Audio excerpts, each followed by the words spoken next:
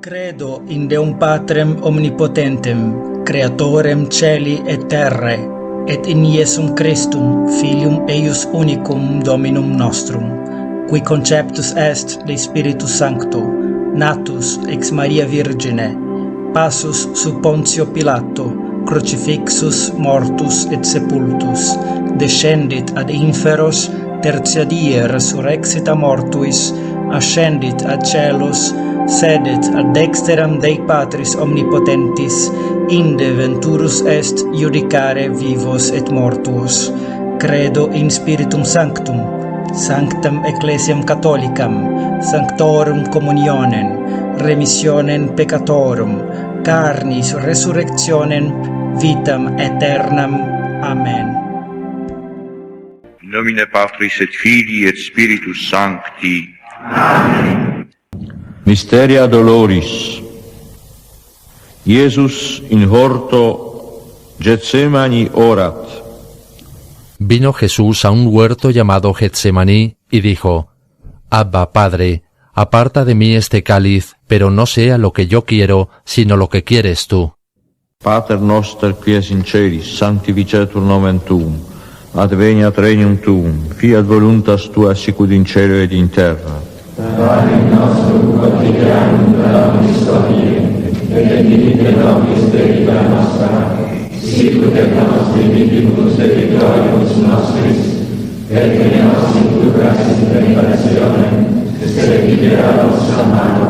Amen. Ave Maria, gratia plena Dominus tecum, benedicta tu in mulieribus, et benedictus fructus ventris tui, Iesus. Santa Maria, Mater Dei, ora pro nobis peccatoribus, nunc et in hora mortis nostre. Amen. Ave Maria, gratia plena Dominus tecum, benedicta tu in mulieribus, et benedictus fructus ventris tui, Iesus. Santa Maria, Mater Dei, ora pro nobis peccatoribus, nunc et in hora mortis nostre. Amen.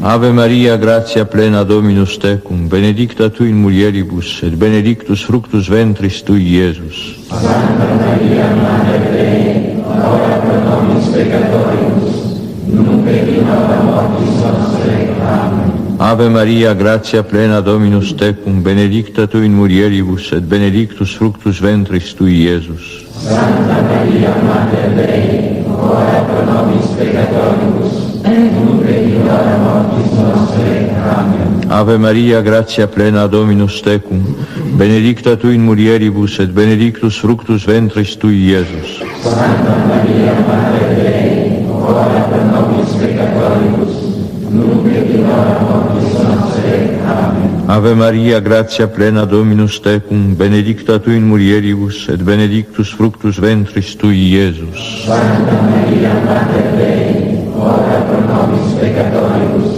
nunc et in hora mortis nostre. Amen. Ave Maria, gratia plena Dominus tecum, benedicta tu in mulieribus, et benedictus fructus ventris tui, Iesus. Santa Maria, Mater Dei, ora pro nobis peccatoribus, nunc et in hora mortis nostre. Amen. Ave Maria, gratia plena Dominus tecum, benedicta tu in mulieribus, et benedictus fructus ventris tui, Iesus. Santa Maria, Mater Dei, ora pro nobis peccatoribus, nunc et in hora mortis nostre. Amen. Ave Maria, gratia plena Dominus tecum, benedicta tu in mulieribus, et benedictus fructus ventris tui, Iesus. Santa Maria, Mater Dei, ora pro nobis peccatoribus, nunc et in hora mortis nostre. Amen. Ave Maria, gratia plena Dominus tecum, benedicta tu in mulieribus, et benedictus fructus ventris tui, Iesus. Santa Maria, Mater Dei, ora pro nobis peccatoribus, nunc et in hora mortis nostre. Amen. Gloria Patri et Filio et Spiritui Sancto. Sicut erat in principio et nunc et semper, et in saecula saeculorum. Amen. Iesus flagellis ceditur. Entonces Pilato entregó a Jesús después de azotarle, para que fuera crucificado. Pater noster qui es in celis, sanctificetur nomen tuum, adveniat regnum tuum, fiat voluntas tua sicut in cielo ed in terra. Panem nostrum quotidianum da nobis hodie, et dimitte nobis debita sicut et nos dimittimus debitores nostris, et ne nos inducas in tentationem, sed libera nos a malo. Amen. Ave Maria, gratia plena, Dominus tecum, benedicta tu in mulieribus, et benedictus fructus ventris tui, Iesus. Santa Maria, Mater Dei, ora pro nobis peccatoribus, nunc et in hora mortis nostrae. Amen. Ave Maria, gratia plena, Dominus tecum, benedicta tu in mulieribus, et benedictus fructus ventris tui, Iesus. Santa Maria, Mater Dei, ora pro nobis peccatoribus, nunc et in hora mortis nostrae. Amen. Ave Maria, gratia plena, Dominus tecum, benedicta tu in mulieribus, et benedictus fructus ventris tui, Iesus. Santa Maria, Mater Dei, ora pro nobis peccatoribus, nunc et in hora mortis nostrae. Amen. Ave Maria, gratia plena, Dominus tecum, benedicta tu in mulieribus, et benedictus fructus ventris tui, Iesus. Santa Maria, Mater Dei, ora pro nobis peccatoribus, nunc et in hora mortis nostrae. Amen. Ave Maria, gratia plena, Dominus tecum, benedicta tu in mulieribus, et benedictus fructus ventris tui, Iesus. Santa Maria, Mater Dei, ora pro nobis peccatoribus, nunc et in hora mortis nostrae. Amen. Ave Maria, gratia plena, Dominus tecum, benedicta tu in mulieribus, et benedictus fructus ventris tui, Iesus. Santa Maria, Mater Dei, ora pro nobis peccatoribus, nunc et in hora mortis nostrae. Amen. Ave Maria, gratia plena, Dominus tecum, benedicta tu in mulieribus, et benedictus fructus ventris tui, Iesus. Santa Maria, Mater Dei, ora pro nobis peccatoribus, nunc et in hora mortis nostrae. Amen. Ave Maria, gratia plena, Dominus tecum, benedicta tu in mulieribus, et benedictus fructus ventris tui, Iesus. Santa Maria, Mater Dei, ora pro nobis peccatoribus, nunc et in hora mortis nostrae. Amen. Ave Maria, gratia plena, Dominus tecum, benedicta tu in mulieribus, et benedictus fructus ventris tui, Iesus. Santa Maria, Mater Dei, ora pro nobis peccatoribus, nunc et in hora mortis nostrae. Amen. Ave Maria, gratia plena, Dominus tecum, benedicta tu in mulieribus, et benedictus fructus ventris tui, Iesus. Santa Maria, Mater Dei, ora pro nobis peccatoribus, nunc et in hora mortis nostrae. Amen. Gloria Patri et Filio et Spiritui Sancto, Sicut erat in principio et nunc et semper, et in saecula saeculorum. Amen. Iesus spinis coronatur. Le desnudaron y le echaron encima un manto de púrpura, y trenzando una corona de espinas se la pusieron sobre su cabeza, y en su mano derecha una caña, y doblando la rodilla delante de él le hacían burla diciendo: Salve, Rey de los judíos. Pater noster, qui es in celis, sanctificetur nomen tuum, adveniat regnum tuum, fiat voluntas tua, sicut in cielo ed in terra. Panem nostrum quotidianum da nobis hodie, et dimitte nobis debita nostra, sicut et nos dimittimus debitoribus nostris, et ne nos inducas in tentationem, sed libera nos a malo. Amen. Ave Maria, gratia plena, Dominus tecum, benedicta tu in mulieribus, et benedictus fructus ventris tui, Iesus. Santa Maria, Mater Dei, ora pro nobis peccatoribus, nunc et in hora mortis nostrae. Amen. Ave Maria, gratia plena, Dominus tecum, benedicta tu in mulieribus, et benedictus fructus ventris tui, Iesus. Santa Maria, Mater Dei, ora pro nobis peccatoribus, nunc et in hora mortis nostrae. Amen. Ave Maria, gratia plena, Dominus tecum, benedicta tu in mulieribus, et benedictus fructus ventris tui, Iesus. Santa Maria, Mater Dei, ora pro nobis peccatoribus, nunc et in hora mortis nostrae. Amen. Ave Maria, gratia plena, Dominus tecum, benedicta tu in mulieribus, et benedictus fructus ventris tui, Iesus. Santa Maria, Mater Dei, ora pro nobis peccatoribus, nunc et in hora mortis nostrae. Amen. Ave Maria, gratia plena, Dominus tecum, benedicta tu in mulieribus, et benedictus fructus ventris tui, Iesus. Santa Maria, Mater Dei, ora pro nobis peccatoribus, nunc et in hora mortis Ave Maria, gratia plena, Dominus tecum, benedicta tu in mulieribus, et benedictus fructus ventris tui, Iesus. Santa Maria, Mater Dei, ora pro nobis peccatoribus, nunc et in hora mortis nostre. Amen. Ave Maria, gratia plena, Dominus tecum, benedicta tu in mulieribus, et benedictus fructus ventris tui, Iesus. Santa Maria, Mater Dei, ora pro nobis peccatoribus, nunc et in hora mortis nostre. Amen. Ave Maria, gratia plena, Dominus tecum, benedicta tu in mulieribus, et benedictus fructus ventris tui, Iesus. Santa Maria, Mater Dei, ora pro nobis peccatoribus, nunc et in hora mortis nostre. Amen. Ave Maria, gratia plena, Dominus tecum, benedicta tu in mulieribus, et benedictus fructus ventris tui, Iesus. Santa Maria, Mater Dei, ora pro nobis peccatoribus, nunc et in hora mortis nostre. Amen. Ave Maria, gratia plena, Dominus tecum, benedicta tu in mulieribus, et benedictus fructus ventris tui, Iesus. Santa Maria, Mater Dei, ora pro nobis peccatoribus, nunc et in hora mortis nostre. Amen. Gloria Patri et Filio et Spiritui Sancto. Sicut erat in principio et nunc et semper, et in saecula saeculorum. Amen. Iesus cruce oneratus, Calvarie locum adit. Tomaron a Jesús y él, cargando con la cruz, salió al sitio llamado de la calavera, que en hebreo se dice Gólgota, donde lo crucificaron, y con él a otros dos, uno a cada lado, y en medio Jesús. Pater noster qui es in celis, sanctificetur nomen tuum, adveniat regnum tuum, fiat voluntas tua, sicut in cielo et in terra. Pane nostrum quotidianum da nobis hodie, et dimitte nobis debita nostra, sicut et nos dimittimus debitoribus nostris, et ne nos inducas in tentationem, sed libera nos a malo.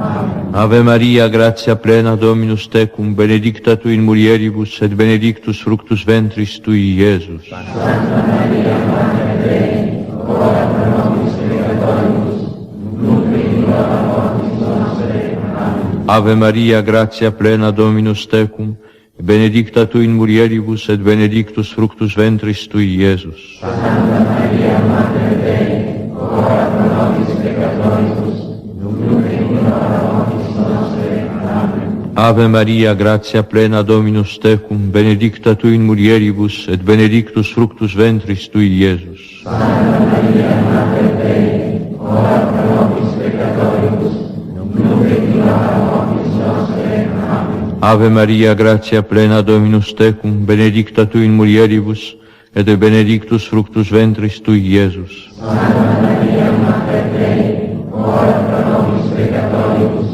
nunc et in hora mortis nostre. Amen. Ave Maria, gratia plena, Dominus tecum, benedicta tu in mulieribus, et benedictus fructus ventris tui, Iesus. Santa Maria, Mater Dei, ora pro nobis peccatoribus, nunc et in hora mortis nostre. Amen. Ave Maria, gratia plena, Dominus tecum, benedicta tu in mulieribus, et benedictus fructus ventris tui, Iesus. Santa Maria, Mater Dei, ora pro nobis peccatoribus, nunc et in hora mortis nostre. Amen. Ave Maria, gratia plena, Dominus tecum, benedicta tu in mulieribus, et benedictus fructus ventris tui, Iesus. Santa Maria, Mater Dei, ora pro nobis peccatoribus, nunc et in hora mortis nostre. Amen. Ave Maria, gratia plena, Dominus tecum, benedicta tu in mulieribus, et benedictus fructus ventris tui, Iesus. Santa Maria, Mater Dei, ora pro nobis peccatoribus,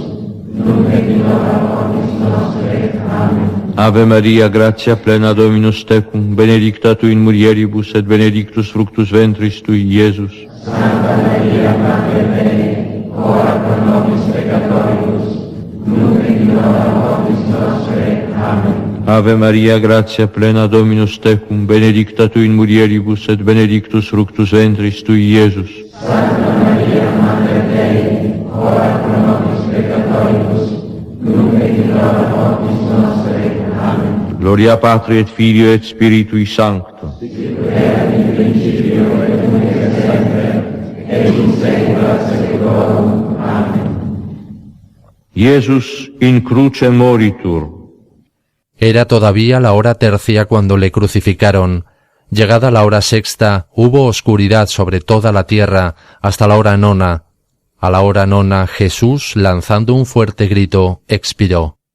Pater noster qui es in celis, sanctificetur nomen tuum, adveniat regnum tuum, fiat voluntas tua sicut in cielo ed in terra. Panem nostrum quotidianum da nobis hodie, et dimitte nobis debita nostra, sicut et nos dimittimus debitoribus nostris, et ne nos inducas in tentationem, sed libera nos a malo. Amen. Ave Maria, gratia plena Dominus tecum, benedicta tu in mulieribus, et benedictus fructus ventris tui, Iesus. Santa Maria, Mater Dei, ora pro nobis peccatoribus, nunc et in hora mortis nostre. Amen. Ave Maria, gratia plena Dominus tecum, benedicta tu in mulieribus, et benedictus fructus ventris tui, Iesus. Santa Maria, Mater Dei, ora pro nobis peccatoribus, nunc et in hora mortis nostre. Amen. Ave Maria, gratia plena Dominus tecum, benedicta tu in mulieribus, et benedictus fructus ventris tui, Iesus. Santa Maria, Mater Dei, ora pro nobis peccatoribus, nunc et in hora mortis nostre. Amen. Ave Maria, gratia plena Dominus tecum, benedicta tu in mulieribus, et benedictus fructus ventris tui, Iesus. Santa Maria, Mater Dei, ora pro nobis peccatoribus, nunc et in hora mortis nostre. Amen. Ave Maria, gratia plena Dominus tecum, benedicta tu in mulieribus, et benedictus fructus ventris tui, Iesus. Santa Maria, Mater Dei, ora pro nobis peccatoribus, nunc et in hora mortis nostre. Amen. Ave Maria, gratia plena Dominus tecum, benedicta tu in mulieribus, et benedictus fructus ventris tui, Iesus. Santa Maria, Mater Dei, ora pro nobis peccatoribus, nunc et in hora mortis nostre. Amen. Ave Maria, gratia plena Dominus tecum, benedicta tu in mulieribus, et benedictus fructus ventris tui, Iesus. Santa Maria, Mater Dei, ora pro nobis peccatoribus, nunc et in hora mortis nostre. Amen. Ave Maria, gratia plena Dominus tecum, benedicta tu in mulieribus, et benedictus fructus ventris tui, Iesus. Santa Maria, Mater Dei, ora pro nobis peccatoribus, nunc et in hora mortis nostre. Amen. Ave Maria, gratia plena Dominus tecum, benedicta tu in mulieribus, et benedictus fructus ventris tui, Iesus. Santa Maria, Mater Dei, ora pro nobis peccatoribus, nunc et in hora mortis nostre. Amen. Ave Maria, gratia plena Dominus tecum, benedicta tu in mulieribus, et benedictus fructus ventris tui, Iesus. Santa Maria, Mater Dei, ora pro nobis peccatoribus, nunc et in hora mortis nostre. Amen. Gloria Patri et Filio et Spiritui Sancto.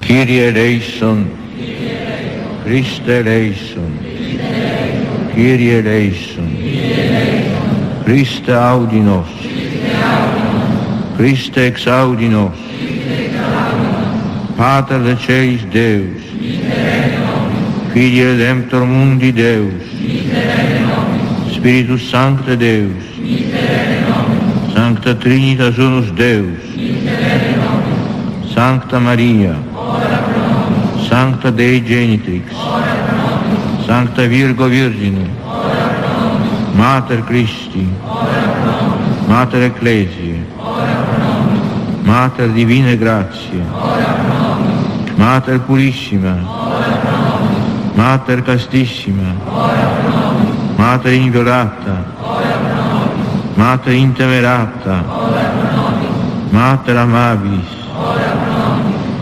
Mater Admirabilis, Mater Boni Consili, Mater Creatoris, Mater Salvatoris, Virgo Prudentissima, Virgo Veneranda, Virgo Predicanda, Virgo Potens, Virgo Clemens, Virgo Fidelis, Speculum Justitiae, Sedes Sapientiae, Causa Nostra Laetitia, Pars Spirituale, Vas Honorabile, Vas Insigne Devotionis, Rosa Mystica, Turris Davidica, Turris Aburnea, Domus Aurea, Fedalis Arca, Iano Acceri, Stella Matutina, Salus Infirmorum, Refugium Peccatorum, Consolatrix Afflictorum, Auxilium Christianorum, Regina Angelorum, Regina Patriarcharum, Regina Provetarum, Regina Apostolorum, Regina Martyrum, Regina Conversorum, Regina Virginum, Regina Sanctorum Omnium, Regina sine labe originali concepta, Regina in celum assumpta, Regina Sacratissimi Rosari, Regina Pacis, Agnus Dei, qui tollis peccata mundi, Agnus Dei, qui tollis peccata mundi, Agnus Dei, qui tollis peccata mundi, ora pro nobis Sancta Dei Genitrix, oremus. Deus, qui salutis aeterne, Beate Maria Virginitate fecunda, humano generi premia prestitisti, trigue quesumus, ud ipsam pro nobis intercedere sentiamus, per quam meruimus filium tuum, auctorem vitae suscipere, et ecum vivit et regnat in unitate Spiritus Sancti, Deus per omnia saecula saeculorum.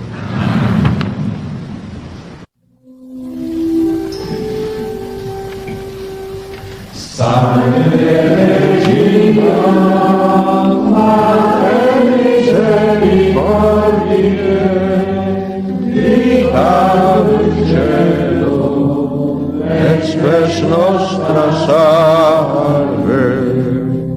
A te clamamus, et Filii, a te suspiramus, gementes et plentes, ac lacrimarum valle.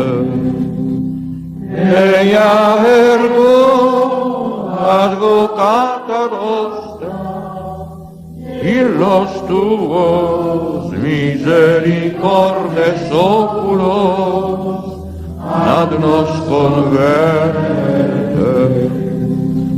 Et Iesum benedictum fructum ventris tui, nobis post hoc exilium ostende.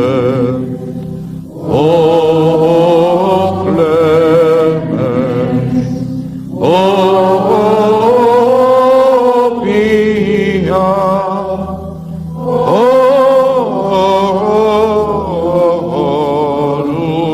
dulcis Virgo Maria. Oremus. Deus, cuius filius in ara crucis expirans, Beatissimam Virginem Mariam, Matrem voluit esse nostram, quam suam elegerat, concede propitius, ut qui sub eius presidium secure confugimus, materno invocato nomine confortemur, per Christum Dominum nostrum. Amen. Sit nomen Domini benedictum, Victorium nostrum in nomine Domini, benedicat vos omnipotens Deus, Pater et Filius et Spiritus Sanctus. Amen.